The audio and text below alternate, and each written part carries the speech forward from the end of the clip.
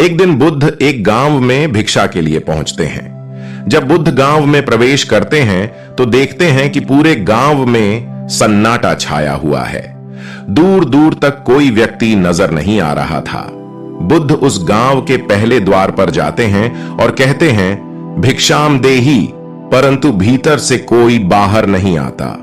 बुद्ध दूसरे द्वार पर जाते हैं परंतु कोई दरवाजा नहीं खोलता।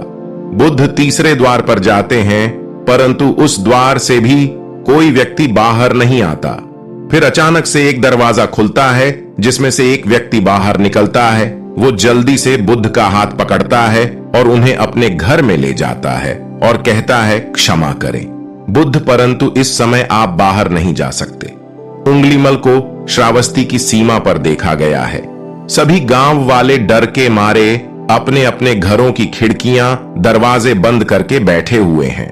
बुद्ध उस व्यक्ति से पूछते हैं, कौन है ये उंगलीमल और उसे इतना भय क्यों है? वह व्यक्ति कहता है, उंगलीमल एक राक्षस है। उसे जो भी मनुष्य मिलता है, बच्चा, वृद्ध, स्त्री या पुरुष, यहां तक कि सन्यासी भी, वो किसी को भी नहीं छोड़ता।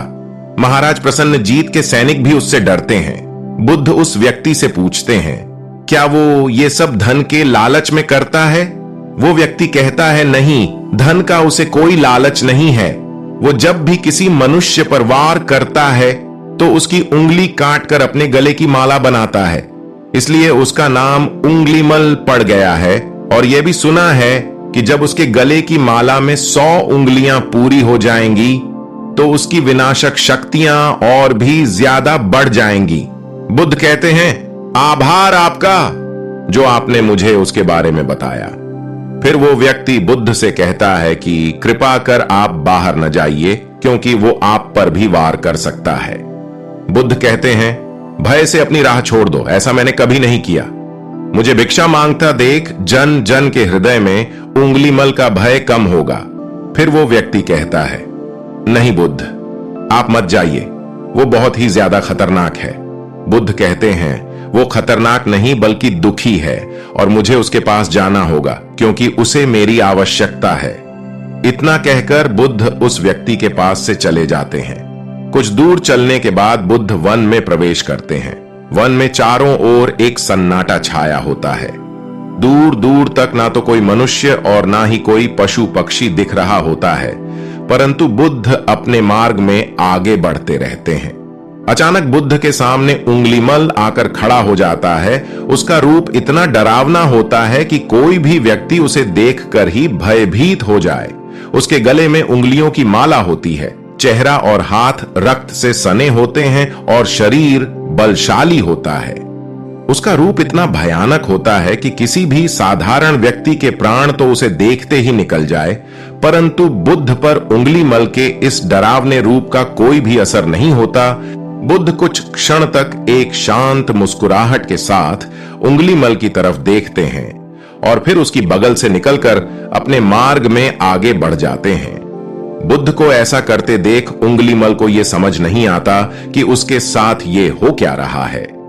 वह मन ही मन सोचता है कि मुझे देखकर लोग या तो भाग जाते हैं या मुझे देखकर ही मर जाते हैं या फिर मुझसे अपने प्राणों की भीख मांगने लगते हैं। मैंने कई सन्यासियों को भी मारा है, परंतु मैंने आज तक कोई ऐसा व्यक्ति नहीं देखा जो मुझे नजरअंदाज करके अपने मार्ग में आगे बढ़ जाए।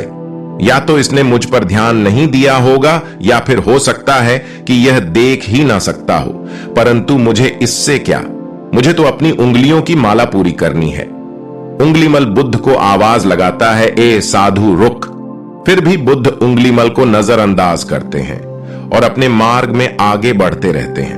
उंगलीमल और ज्यादा क्रोध में भरकर बुद्ध को आवाज लगाता है, ए साधु रुक। फिर भी बुद्ध उंगलीमल को नजरअंदाज करते हैं और अपने मार्ग में आगे बढ़ते हैं।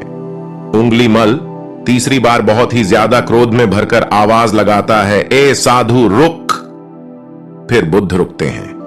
उंगलीमल बुद्ध के पास जाता है और कहता है, मेरे आदेश देने के बाद भी तू रुका क्यों नहीं? बुद्ध कहते हैं, मैं तो बहुत पहले ही रुक चुका हूं, तुम ही चलते जा रहे हो। उंगलीमल ये समझ ही नहीं पाता कि बुद्ध क्या कह रहे हैं, परंतु वो इतना जरूर समझ जाता है कि सामने खड़ा व्यक्ति उससे थोड़ा भी नहीं डर रहा है। उंगलीमल बुद्ध को डराने के लिए चिल्लाकर पूछता है, ए साधु, तुझे मुझसे भय नहीं लग रहा है क्या? मैं आदिमानव हूं। बुद्ध कहते हैं, नहीं, तुम मानव हो। बुद्ध की यह बात उंगलीमल के हृदय पर लगती है, क्योंकि पहली बार उसे किसी ने मानव कहा था, परंतु वो इस बात को नजरअंदाज करने का प्रयास करता है और बुद्ध से पूछता है, ए साधु, तूने ये क्यों कहा कि तू कब का रुक चुका है, जबकि तू तो चल रहा था? और तूने ये क्यों कहा कि मैं नहीं रुका? बुद्ध कहते हैं, मैं बहुत पहले ही रुक चुका हूं, यानी मैंने ऐसे सारे बुरे कृत्य करना पहले ही छोड़ दिया है जिससे किसी भी व्यक्ति को कष्ट पहुंच सकता है। सब जीना चाहते हैं, बस तुम उन्हें करुणा से देखने का प्रयास करो। बुद्ध के ये शब्द दोबारा से उंगलीमल के हृदय पर चोट करते हैं, परंतु वह दोबारा से बुद्ध की बातों को नजरअंदाज करने का प्रयास करता है और इस बार वह और क्रोध में भरकर बुद्ध की गर्दन पर अपनी कटारी रख देता है, जिससे वो लोगों की हत्या किया करता था, और बुद्ध से चिल्लाकर कहता है, नहीं, मानव में ना तो प्रेम है और ना ही करुणा है, सिर्फ छल और कपट है। इसलिए मैं सबकी हत्या करूंगा और किसी को जीवित नहीं छोड़ूंगा। बुद्ध कहते हैं, तुम्हें लोगों ने बहुत दुख दिया है उंगलीमाल। क्रूरता मनुष्य अज्ञान के कारण ही करता है। ईर्ष्या, द्वेष, मोह माया, ये सभी अज्ञान की ही संतानें हैं, परंतु वो व्यक्ति ही है जिसमें दया, करुणा, सद्भाव और समझ का उदय भी होता है। उंगलीमल यदि इस जीवन में क्रूर और निष्ठुर लोग हैं तो दयावान भी हैं। बस तुम्हें अपनी आंखों से इस अंधेपन की इस पट्टी को हटाना होगा जो तुम्हें केवल बुराई ही दिखा रही है। तीसरी बार बुद्ध के शब्दों को सुन उंगलीमल का खुद पर से संयम हट जाता है। उसे समझ नहीं आता कि पहली बार उसे अपना आपा इतना कमजोर क्यों महसूस हो रहा है। वह कोशिश तो करता है क्रोध करने की, परंतु कर नहीं पाता। वो बड़ी हिम्मत जुटाकर क्रोधित होने का नाटक करके बुद्ध से कहता है, तुम और व्यक्तियों जैसे नहीं हो। बुद्ध कहते हैं, मैं हर व्यक्ति जैसा ही हूं, बस जागृत हूं और यह सिद्ध कर रहा हूं कि हर व्यक्ति में जागने की क्षमता है। मेरा मार्ग क्रूरता को दया में परिवर्तित करता है। उंगलीमल, तुम अनजाने में घृणा के पथ पर हो, बस इस क्षण रुक जाओ। तुम्हारे भीतर भी एक क्षमता है कि तुम दया और करुणा के पथ पर चल सको।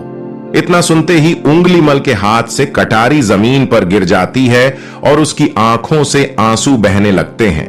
भला कोई कब तक बुद्ध को अनदेखा करेगा? उंगलीमल रोते हुए बुद्ध से पूछता है, क्या आप वही हैं जिन्हें लोग बुद्ध कहते हैं, जो लोगों को मुक्ति के मार्ग पर चलना सिखाते हैं? फिर बुद्ध कहते हैं कि हां, मैं वही हूं और तुम्हें भी मुक्ति के मार्ग पर ले जाना चाहता हूं। फिर उंगलीमल कहता है, परंतु मैं अब बहुत दूर निकल गया हूं। मैंने बहुत हत्याएं करी हैं और बहुत पाप करे हैं। मैं अब चाहकर भी वापस नहीं लौट सकता और मेरा वापस लौटना अब असंभव है। बुद्ध कहते हैं, असंभव कुछ भी नहीं, जब जागो तभी सवेरा। उंगलीमल कहता है, मैं अब पुनः जीवन की ओर नहीं मुड़ सकता, बहुत देर हो चुकी है। बुद्ध कहते हैं, तुम में इतनी चेतना है कि तुम जानते हो कि जो तुमने अब तक किया वह बुरा था। इसका अर्थ यह है कि तुम जानते हो कि क्या अच्छा है और क्या बुरा है। उंगलीमल, जिस दिन से तुमने अच्छा कार्य करना शुरू कर दिया, उस दिन से तुम्हारा एक नया जीवन शुरू हो जाएगा। फिर उंगलीमल कहता है, मैं कितने भी अच्छे कार्य क्यों न कर लूं, परंतु लोग मुझे उसी दृष्टि से देखेंगे और मुझे चैन से जीने नहीं देंगे। बुद्ध कहते हैं, उंगलीमल, यदि तुमने हिंसा का मार्ग छोड़ा तो मैं तुम्हें मार्ग दिखाऊंगा और तुम्हारा संरक्षण करूंगा और तुम्हें लोगों की घृणा से बचाऊंगा। बस पहला कदम तुम्हें ही उठाना होगा।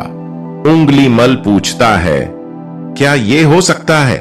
बुद्ध कहते हैं, अवश्य हो सकता है। तुम में असामान्य बुद्धि है उंगलीमल, तुम परम सत्य के पथ पर बहुत आगे जाओगे। उंगलीमल रोते हुए बुद्ध के चरणों में गिर पड़ता है और कहता है, मैं आपको वचन देता हूं कि मैं सारे बुरे कृत्य करना छोड़ दूंगा और आपके पीछे करुणा के पथ पर चलना सीखूंगा। कृपा कर आप मुझे अपना शिष्य बना लीजिए। बुद्ध कहते हैं, मैं किसी को अपना शिष्य नहीं बनाता, बल्कि व्यक्ति स्वयं मेरे संग से जुड़ता है। उंगलीमल, उसी समय बुद्ध कहते हैं, मैं किसी को अपना शिष्य नहीं बनाता, बल्कि व्यक्ति स्वयं मेरे संग से जुड़ता है। उंगलीमल उसी समय बुद्ध का शिष्य बन जाता है। यहां पर एक बात समझनी जरूरी है कि बुद्ध किसी को भी अपना शिष्य या भिक्षु नहीं मानते थे। जो भी व्यक्ति उनके साथ जुड़ता था वो उसे केवल मार्ग दिखाते थे और वो उस मार्ग पर खुद चलता था। भिक्षु और शिष्य शब्द केवल संघ से जुड़ने वाले लोगों की पहचान होती थी। कहानी में आगे बढ़ते हैं। बुद्ध का भिक्षु बनने के बाद उसका नाम अहिंसक पड़ जाता है। फिर बुद्ध ने जैसा उसका नाम रखा था वो ठीक वैसा ही वह बन चुका था। दोस्तों, आइए जानते हैं कि कैसे उंगलीमाल राक्षस एक अहिंसक बना। अहिंसक प्रथम बार अन्य भिक्षुओं के साथ एक गांव में भिक्षाटन के लिए जाता है। दोस्तों, आइए जानते हैं कि कैसे उंगलीमाल राक्षस एक अहिंसक बना। अहिंसक प्रथम बार अन्य भिक्षुओं के साथ एक गांव में भिक्षाटन के लिए जाता है तो गांव के कुछ लोग उससे बदला लेने के लिए उसे लाठी डंडों से पीटने लगते हैं। जब यह बात बुद्ध को पता चलती है तो वे तुरंत उसे बचाने के लिए उसके पास पहुंचते हैं और अपने शरीर को उन लाठी डंडों के बीच में ले आते हैं जो अहिंसक को पड़ रहे थे। बुद्ध को देखकर वे गांव वाले डंडे और पत्थर मारना बंद कर देते हैं। गांव वाले बुद्ध से कहते हैं, बुद्ध, क्यों आप इस हत्यारे की रक्षा कर रहे हैं? न जाने कितने लोगों की जानें ली हुई हैं इसने। बुद्ध कहते हैं, अब यह उंगलीमल नहीं है, बल्कि इसका नाम अब अहिंसक है। अब यह आपकी ही तरह एक मानव है। वे गांव वाले कहते हैं, ऐसा आदमी कभी नहीं बदल सकता। बुद्ध कहते हैं, यह बदल चुका है, बस आप सब लोग इसे अपनी पुरानी दृष्टि से देख रहे हैं। यदि यह उंगलीमल होता तो क्या आप में से किसी में भी इतना साहस या बल होता कि कोई इसे एक उंगली भी लगा सके? ये आपका हर वार खाता रहा, और क्या इसने आप पर कभी पलटकर वार किया? नहीं ना। क्या यह परिवर्तन आपको नहीं दिखा? आज इसने अपना लहू से अपने सारे बुरे कृत्य धो डाले हैं। आप लोगों के द्वारा इतनी मार खाने के बाद भी इसकी आंखों में आपके लिए क्रोध नहीं है। क्या यह बदलाव आपको नहीं दिख रहा है? यह तो बदल गया, परंतु आप कब बदलोगे? इतने में ही उन गांव वालों में से एक स्त्री कहती है, यह परिवर्तन मैंने स्वयं देखा है। वो स्त्री गांव वालों से कहती है, 2 दिन पहले एक व्यापारी अपनी पत्नी को लेकर जा रहा था और उसकी पत्नी प्रसव पीड़ा से व्याकुल थी। तब मैं पास से ही गुजर रही थी, इसलिए मैं भी दौड़ी दौड़ी गई। उस स्त्री की पीड़ा बढ़ती ही जा रही थी। घना जंगल होने के कारण उसे कहीं ले जाया भी नहीं जा सकता था। तभी यह भिक्षु वहां आ पहुंचा और इसने मुझसे पूछा कि क्या हुआ बहन? मैंने इसे बताया कि यह स्त्री प्रसव पीड़ा में है और इस घने वन में हम कुछ कर भी नहीं पा रहे हैं। कब तक यह कष्ट भोगेगी? कहीं इसके और इसके बच्चे के प्राण ना चले जाएं। फिर इस भिक्षु ने मुझसे कहा कि ऐसा नहीं होगा, मैं अभी अपने गुरु के पास जाऊंगा, वे अवश्य ही कोई मार्ग दिखाएंगे। इतना कहकर यह भिक्षु दौड़कर वहां से चला गया। फिर बुद्ध कहते हैं कि व्यथित होकर अहिंसक मेरे समक्ष आया और मेरे पैरों में गिरकर मुझसे कहने लगा, बुद्ध, एक स्त्री गहन प्रसव पीड़ा में है और उसकी पीड़ा बढ़ती ही जा रही है। कहीं मां और बच्चे को कुछ हो न जाए। यह सब सुनकर बुद्ध ने कहा कि दौड़कर जाओ और उससे कहो, बहन, जिस दिन से मेरा जन्म हुआ है मैंने जानबूझकर किसी भी प्राणी को कष्ट नहीं पहुंचाया है। मेरे सत्कर्म तुम्हारा सुरक्षा कवच बने और आपकी और आपके शिशु की रक्षा करे। अहिंसक ने मुझसे कहा, परंतु यह तो असत्य होगा। मैंने आज तक बहुत से प्राणियों को कष्ट पहुंचाया है। यदि मैंने ऐसा कहा तो वे माता और शिशु उसी क्षण प्राण त्याग देंगे। फिर बुद्ध ने कहा, तो तुरंत जाओ और उस स्त्री से कहो, बहन, जिस दिन से मेरा एक नया जन्म हुआ मैंने सभी बुरे कृत्यों को त्यागा है और उस दिन से मैंने किसी भी प्राणी को कष्ट नहीं पहुंचाया है, और मेरे सत्कर्म आपका सुरक्षा कवच बने और आपकी और आपके शिशु की रक्षा करे। फिर अहिंसक ने बुद्ध से पूछा कि क्या मेरे सत्कर्म उन्हें बचा लेंगे? क्या मेरे सत्कर्म उन्हें बचा लेंगे? बुद्ध ने कहा कि अवश्य यह तुम्हारी अपनी कमाई है, या तो तुम इसे अपने लिए बचाकर रखो या फिर किसी पराये पर खर्च कर दो। अपने कमाए सत्कर्म को किसी पराये पर न्यौछावर करने से पहले अहिंसक ने एक क्षण नहीं सोचा और वो उसी समय उस स्त्री और उसके शिशु की जान बचाने के लिए वहां चला आया। वह स्त्री कहती है कि हां, यह भिक्षु दौड़कर वहां आया और अभी भी वो स्त्री गहन पीड़ा से जूझ रही थी। इसने अपने दोनों हाथ जोड़े और आंखें बंद करके कहने लगा, बहन, जिस क्षण से मैं भिक्षु बना हूं, उस क्षण के बाद मैंने कोई भी ऐसा कृत्य नहीं किया जिससे कि किसी भी प्राणी को कष्ट पहुंचे। मेरे सत्कर्म आपके लिए सुरक्षा कवच बने, आपकी और आपके शिशु की रक्षा करें। और इतना कहते ही उस स्त्री ने अपने बच्चे को जन्म दिया। फिर बुद्ध कहते हैं कि दूसरों के दुख से दुखी होने वाला यह व्यक्ति कैसे किसी को दुख दे सकता है। यदि यह भिक्षु मन का सच्चा ना होता तो वह स्त्री कब के अपने प्राण त्याग चुकी होती। फिर अहिंसक ने बुद्ध से कहा है कि इन्हें मत रोकिए बुद्ध, इन्हें मारने दीजिए और तब तक मारने दीजिए जब तक कि इनके मन का क्रोध शांत ना हो जाए।